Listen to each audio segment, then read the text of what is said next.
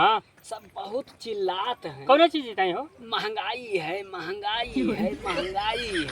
वो झूठे चिल्लाते हैं, बेवकूफ़ हैं। कहूँ महंगाई है? दो दिखाते हमें तो नहीं दिखाते। कहाँ महंगाई है?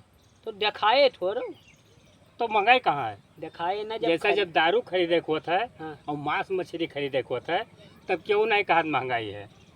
और आलू गोभी खरीदे रहे और केरा खरीदे रहे तो कहीं महंग है।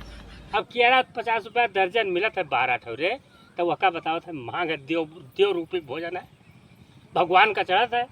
वो तो 100 रुपये के केरा मिले चाहिए और 500 रुपये किलो मांस खरीद ले हैं तब ना कहीं है महंगाई है। और केरा खरीदे तो हुए तो कहीं महंगाई है।